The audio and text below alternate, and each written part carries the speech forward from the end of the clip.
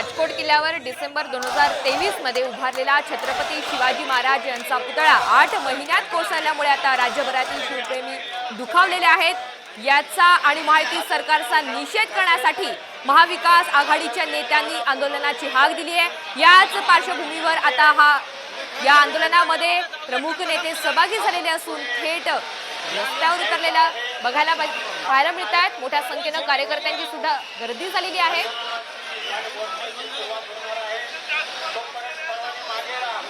उद्धव ठाकरे, आदित्य ठाकरे, नाना पटोले या गर्दीतूनच पुढे वाट काढत आपल्याला पाहायला मिळतात जाताना।